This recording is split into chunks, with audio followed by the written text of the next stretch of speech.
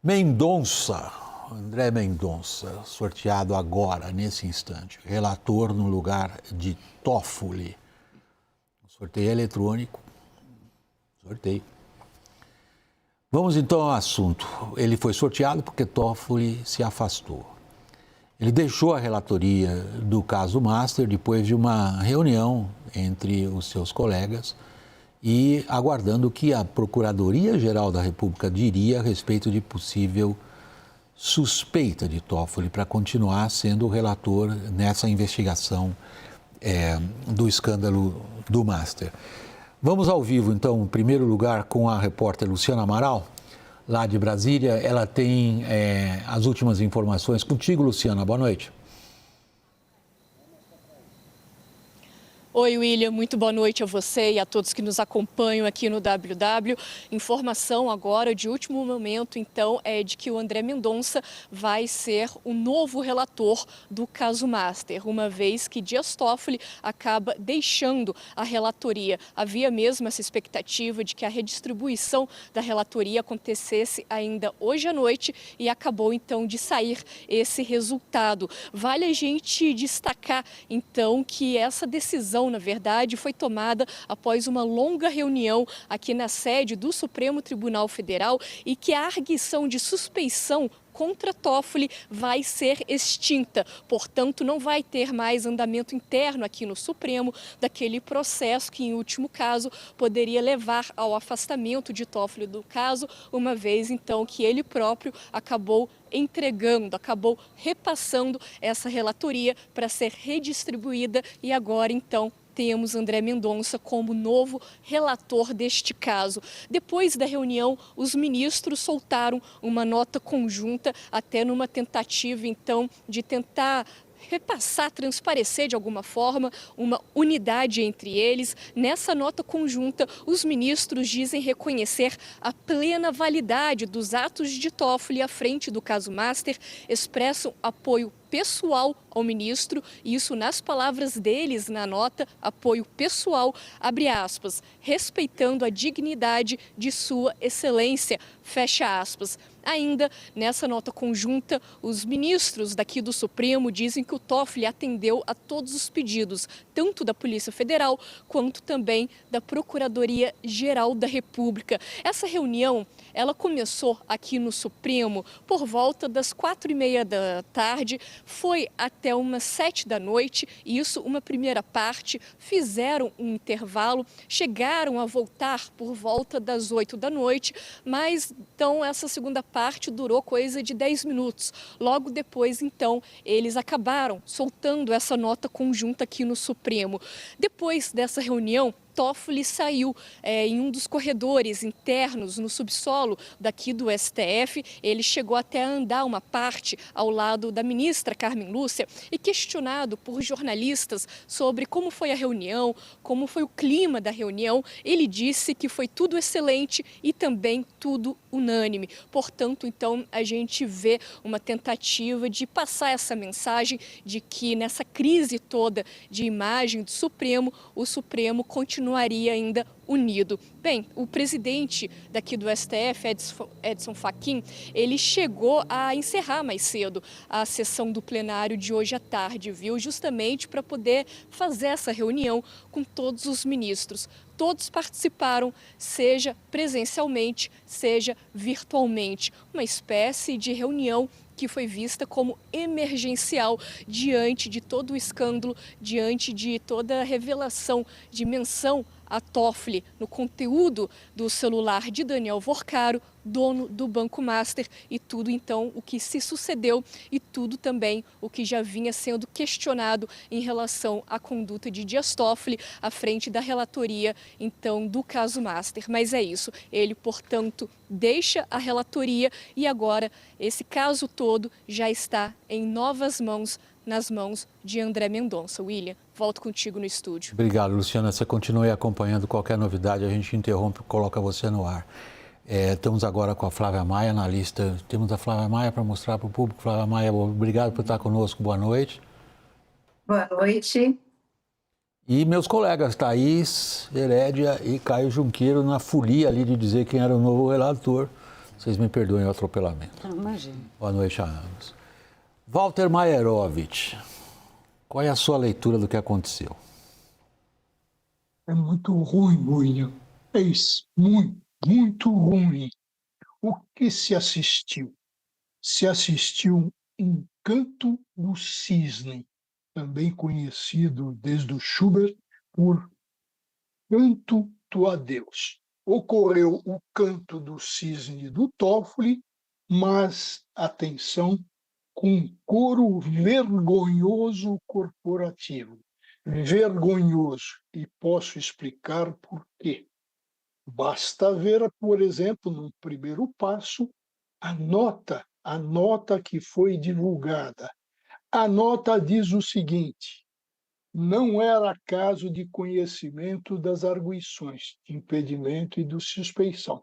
Isso quer dizer, traduzido do juridiquês, que não era caso para exame do mérito do impedimento e da suspeição.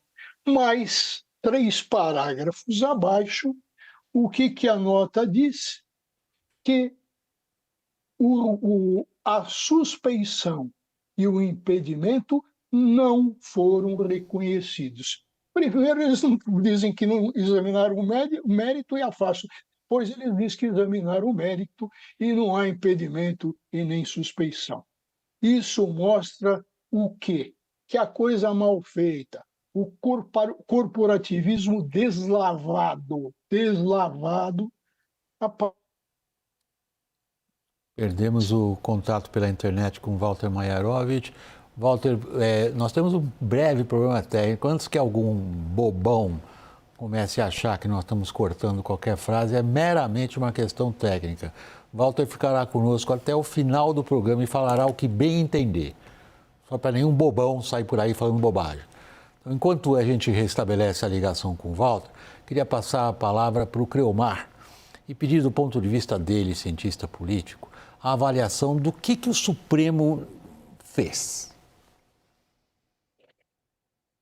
William, mais uma vez boa noite para você, para a Flávia, que chegou depois também.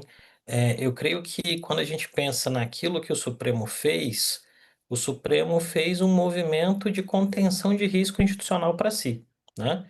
E o problema desse movimento é que, em algum sentido, ele vem com um atraso. Significa dizer o quê? Como a primeira reação foi corporativista, e o professor Maierovitch já explicou isso de maneira magistral, a primeira reação envolveu o próprio fato de que o ministro Toffoli marcou para muitas pessoas que não desistiria da relatoria do caso. Isso foi agravando uma situação de quebra de imagem e diminuição de legitimidade para um Supremo Tribunal Federal que tem uma série de temas importantes a serem julgados. E aí se entrou num dilema. Não se fazer nada gerava prejuízos do ponto de vista reputacional, mas fazer alguma coisa dentro da linguagem que foi feita, ao fim do dia parece que a maior preocupação do tribunal nesse exato momento é proteger um dos seus do que efetivamente conduzir uma investigação de maneira transparente. Lembrando, contenção de risco em democracia envolve transparência absoluta nesse tipo de situação. Flávia, agora a sua vez, seu principal foco de atividade é justamente a cobertura do Supremo. Como é que foi esse parto? William, já existia a conversa de o ministro Dias Toffoli sair, desistir da relatoria do caso Master, né? Seria uma saída honrosa e uma saída que resolveria muitos problemas no Supremo. Só que ele vinha apresentando alguma resistência a essa solução, né? O próprio presidente conversou com ele, os outros ministros, então tinha uma conversa já nesse sentido. Hoje, né, ontem à noite, quando saem as matérias falando ali de todo o escândalo, né, de que ele tem envolvimento no fundo, né, o Taiá foi vendido para um fundo, enfim.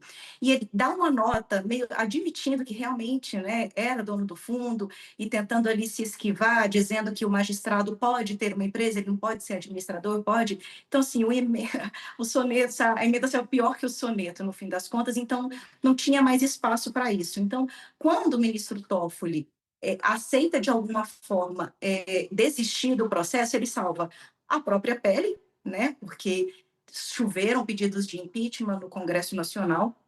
Ele salva a própria pele também, porque ele se livra de uma arguição de suspeição, o que seria muito ruim, e ele salva as provas do caso do Banco Master, porque se ele fosse declarado suspeito, as provas seriam nulas. Ele desistindo, as provas se mantêm, de todos os atos que eles fizeram, que são aquelas 2 operações muito importantes de novembro e de janeiro.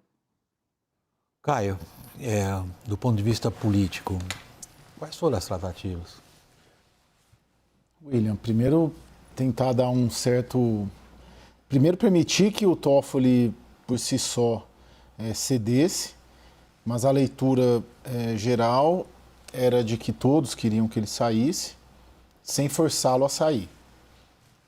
E isso foi avisado, pelo que a gente tem de informação, logo no começo da reunião, ele contrariado, mas vendo que estava isolado na sua posição única no país até de se manter nesse caso, acabou cedendo e preservando ali o fato do que o Dr. Walter coloca, professor, de deixar bem clara na nota de que não havia motivos para uma suspeição e impedimento no olhar do Supremo Tribunal Federal.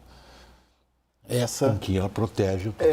Protege o Toffoli, protege a casa e faz um acordo, porque evidentemente há ministros do Supremo Tribunal Federal que entendem desde o começo de que ele é impedido e é suspeito.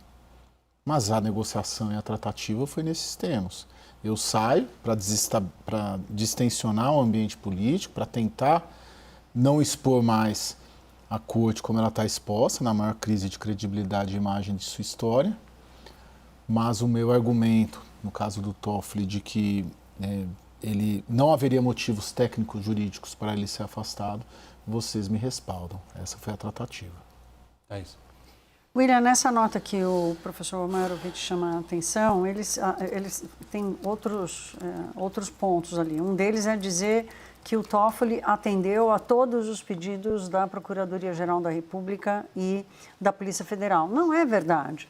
Assim que ele determinou aquela cariação estapafúrdia do dia 30 de dezembro, a PGR, que não participou desse processo, ou seja, foi ali que Dias Toffoli perdeu, assim, agiu desavergonhadamente como o investigador do processo, ele determinando a cariação, a PGR pediu para ele rever a decisão e ele negou. A Polícia Federal pediu para ele rever a decisão de custodiar todas as provas no STF e também negou. A Polícia Federal pediu prazo estendido para fazer os depoimentos de 8 pessoas em 2 dias que ele determinou e ele também não quis. Então, eu acho assim, podem ter tirado ele do caso, mas tem uma tarefa ainda mais difícil, que é como restabelecer as relações num processo que vai depender ainda muito tanto da Polícia Federal quanto da Procuradoria-Geral da República. Walter, estamos bem agora com a nossa conexão, né? Espero. Tá tudo bem agora. Você checou com o nosso pessoal de retaguarda. Eu não estou ouvindo você, Walter. E agora? Agora sim. Obrigado, Walter. Desculpe a audiência. Essas coisas técnicas são sempre chatas. Walter, vamos lá. Você aponta uma contradição grande na nota dos 10 ministros.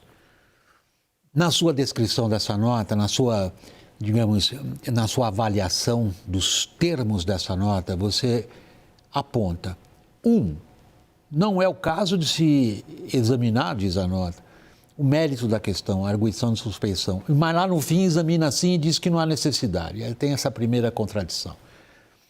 Eu queria que você nos trouxesse, perdoe, eu estou me estendendo demais, eu vou fazer a pergunta super rápido. Eu queria que você nos trouxesse a sua avaliação agora do ponto de vista jurídico. O que acontece com esse processo? Continua como se nada tivesse acontecido? William, deixa eu apontar uma outra grave contradição, onde eles mataram e enterraram nada mais, nada menos do que a lei processual penal. Veja, quem tem legitimação, quem pode arguir uma suspeição, Nós estamos em sede de inquérito. Quem pode? Evidentemente, o destinatário desse inquérito. Quem é o destinatário desse inquérito? É o Paulo Gonet, é o Procurador-Geral da República. Portanto, só ele tem legitimação para arguir suspeição. Pergunta-se, ele arguiu o impedimento e a suspeição? Resposta, não. Ele estava pronto para isso? Talvez, porque o Lula se intrometendo, esquecendo a separação, o sistema de freios e contrapesos, a separação de poderes.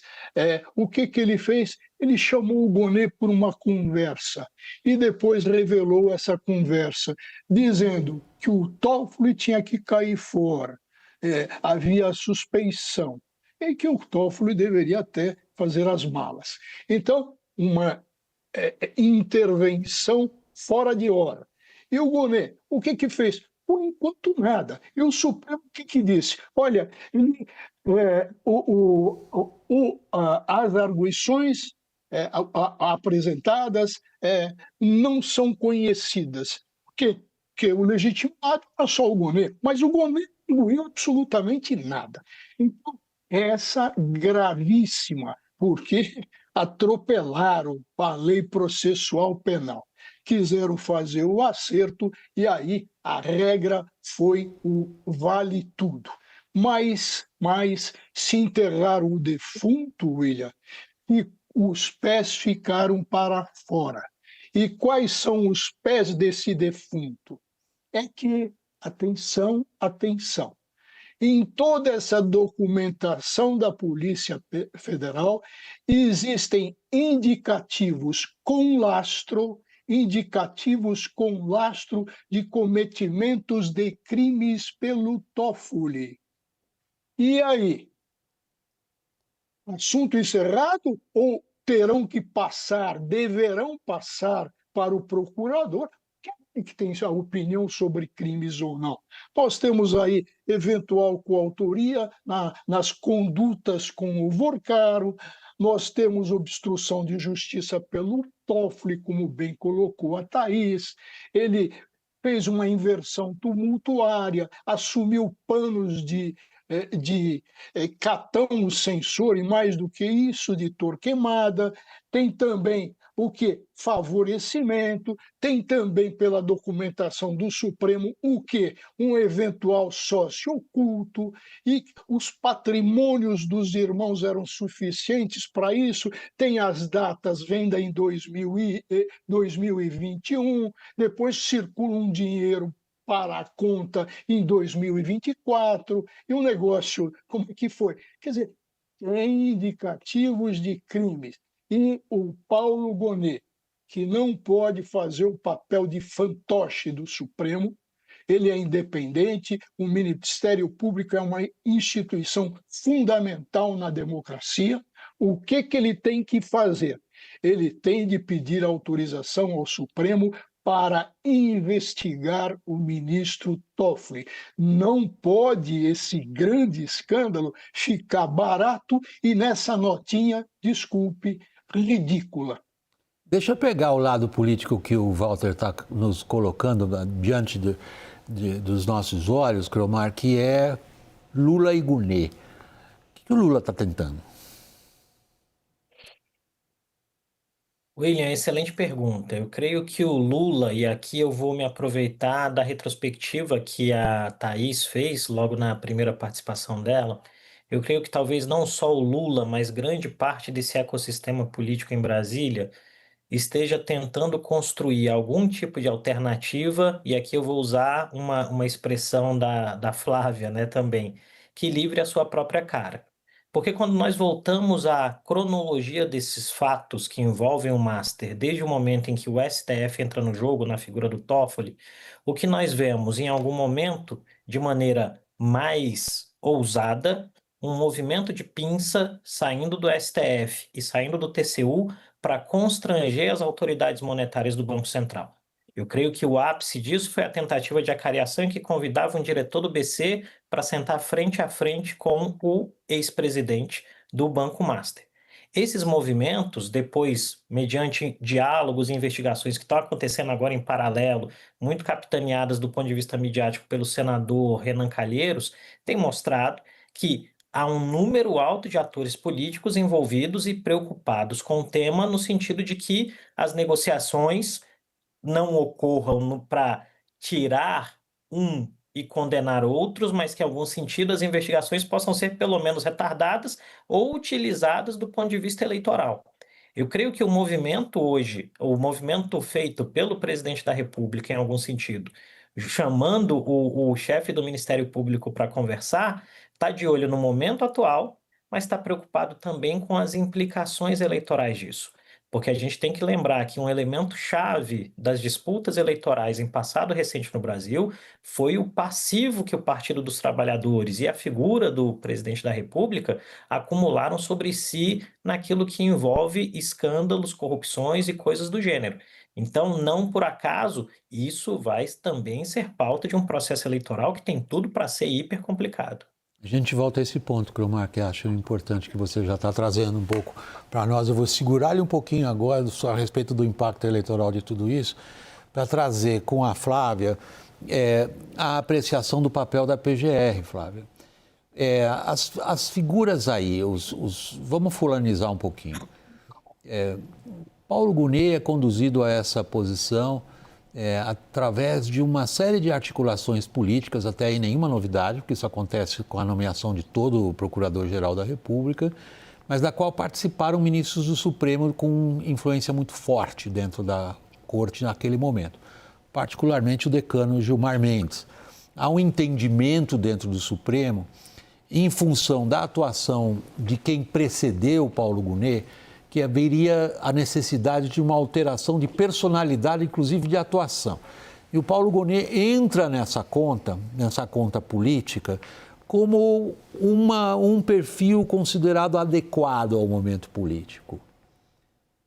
Como que está essa relação agora? Pois Paulo Gonet, como o Walter nos descreve, foi jogado para escanteio nessa história. A figura dele é central, porque não custa lembrar, ele é o detentor da ação penal, por definição, por princípio, por doutrina, do jeito que a gente no Brasil escreveu nossas leis. O detentor da ação penal é o Procurador-Geral da República. Portanto, mal ou bem, queira ou não, isso vai cair no colo dele? Sim, agora eu te pergunto também, William, ele foi jogado ou ele se colocou também nessa posição, né? Existe uma percepção em Brasília muito também de que Gonet não pode fazer o papel do procurador-geral cego, que não vê problema, não vê crime, não vê ilícito, né? E por isso não dá andamento ali às questões, às investigações. De fato, o Gonet tem, sim, uma boa interlocução com os ministros do Supremo, muito melhor do que o procurador-geral passado, né? E ele conversa, sim, com os ministros, né, de alguma forma. E nesse caso, por exemplo, do Toffoli, ele tinha ali recebido 4 pedidos, né, de suspeição do Toffoli no caso do Master. Ele arquivou 3, meio que deixou um na gaveta, mas também não dava andamento, meio com essa justificativa de que não tinha ainda elementos, que é um modo de agir de Gonet, né? Ele tem dito muito, se ele não tem todos os elementos que ele julga que são necessários, né, que ele avalia como necessários para entrar com alguma ação penal, para dar andamento a alguma arguição, a fazer mesmo o que a Constituição reservou ao Procurador-Geral da República, de alguma forma ele se abstém, né? Só depois, quando ele está muito convicto, que ele entra, e essa convicção passa por provas, né? Talvez ele fique um pouco ali muito preocupado com o garantismo e também ali de não afrontar o Supremo Tribunal Federal e seus ministros. Logo agora, de cara, assim. Desculpa, Flávia, mas você concluiu, né? Tá. Uhum. Tá. Caio, há representações dirigidas ao Paulo Gonet que vêm do setor político. O que você antecipa de movimentos nesse setor que vão obrigar a essa atuação institucional? Ou não? Não sei. Como é que você está vendo? Não, William, a solução da abstenção, a ideia da abstenção que a Flávia traz, para mim é muito clara, né? O Paulo Gonet optou por não fazer nada e deixar que o Supremo fizesse. A informação que a gente tinha hoje à tarde, nós publicamos isso inclusive, era de que caso o Supremo não tivesse afastado ou feito um acordo para o Toffoli se afastar, o Gonê já tinha virado essa chave, porque ele já vinha sofrendo críticas dentro do próprio Ministério Público Federal. Quer dizer, a informação que você inerte, tinha, a informação que você tinha naquela altura é que se o Supremo não fizesse, sim, Paulo Gonê faria. Sim, ele já estava virando essa chave porque estava ficando uma situação insustentável dentro do Ministério Público Federal. E hoje, na verdade, em Brasília, hoje, quinta-feira, é só o Toffoli achava que ele tinha que ficar. O presidente Lula achava que ele tinha que sair, Congresso, Centrão, os ministros do Supremo, todo mundo. É só o Toffoli que achava que não aconteceu nada. Então, caso o Supremo não conseguisse convencer, o Gonê ia virar a chave. Agora, tem outras representações lá, mas eu acho que agora, daqui em diante, com a mudança da relatoria, a gente vai falar disso, né, William? Sim, nós temos tempo. Mas claro. O André Mendonça é um juiz... Tem duas coisas para a gente falar ainda, Sim. André Mendonça e o impacto eleitoral. O André Mendonça é um juiz duríssimo, né? Eu acho que o Toffoli, o Moraes, o Alexandre de Moraes e o Vercaro era o pior nome possível para eles, mas a gente vai tratar disso mais adiante. E a Polícia Federal está com o celular do Vercaro, está com a investigação. Então, inevitavelmente, em algum momento, eu acredito que o Gonê vai ter que tomar alguma decisão sobre alguma coisa. Não sobre esses fatos de hoje, porque esses fatos de hoje se resolveu por agora. Sim, agora o que vem por aí. William, a gente tem falado aqui há muitos dias, né, da preparação de um grande acordo lá em Brasília, porque ninguém quer ver esse caso andar para frente, né? E a dúvida que eu tenho é o quanto essa operação abafa vai ser competente e vai conseguir alguma coisa com a profundidade e a gravidade que o escândalo ganhou com essa história do Toffoli. Tem um receio hoje, conversei com gente do mercado, com empresário e tal, eles têm um receio aqui, não da mudança da relatoria, mas pelo estrago que já foi causado até aqui, de novo, vou falar aqui da relação do STF com a Polícia Federal. Com a PGR vocês já trataram, mas com a Polícia Federal, mas também com o Banco Central, que são as duas entidades que foram mais atacadas pelo Toffoli. A nossa colega Mônica Bergamo está dando aqui que na reunião eles meteram o pau na Polícia Federal. Como assim? Quem a Polícia Federal acha que é para investigar um ministro do Supremo? Então, você disse bem na sua abertura, nós não estamos falando de bolsonarista que está atentando contra a República e aí não gosta das decisões que o STF toma. Nós estamos falando aqui de uma das principais instituições do Brasil atuando com provas contundentes que o próprio ministro já assumiu que são reais. Ele faz uma negociação com gente que está sendo investigada por crime financeiro. E por ele mesmo. E por ele mesmo. E assim, eu declarei para a Receita Federal. Então, o que eu trago aqui é a preocupação muito que eu ouvi hoje, como ficam as relações institucionais. E como o caso Master, como tem muito dado desse celular ainda, o último celular dele apreendido, que era o mais novo, que a Polícia Federal precisou se equipar para conseguir quebrar a segurança, não tem nada desse celular ainda. Então, o quanto que a Polícia Federal vai continuar sendo atacada pelo próprio Supremo e a mesma coisa o Banco Central, que vai enfraquecer ainda mais isso que a gente está chamando de relação de poderes, de república. Walter, você, nas suas duas intervenções até aqui, se dedicou em boa medida a trazer a sua visão da atuação institucional do Supremo, do ponto de vista jurídico, sobretudo do ponto de vista jurídico. Nós sabemos, isso faz parte da gíria jornalística, há bastante tempo que a gente não tem mais um colegiado, mais 10, porque está faltando um, Supremos. Cada um dos seus integrantes com suas apreciações e interpretações peculiares sobre o que é a Constituição, sobre o que é a norma jurídica, sobre o que é a importância de se fazer isso ou aquilo. Então, é inevitável que a gente parta para a fulanização. Afinal de contas, o que a gente assistiu, tanto no caso de Moraes, continuamos assistindo, na verdade, como no caso de Toffoli, é como dois integrantes da instituição a utilizam como proteção para suas, digamos, atividades pessoais. Agora temos um novo relator. André Mendonça, nessa fulanização do Supremo, nós temos lá alas, temos divisões, temos rachaduras, fissuras e antipatias, nada novo. Porém, André Mendonça, nos lembra aqui alguém que nos acompanha, é o mais poderoso. Com ele está escândalo do INSS, Master, e ele tem o TSE. O que você espera da atuação dele em função da fulanização e das rachaduras políticas no Supremo? Está na hora dele mostrar por que veio.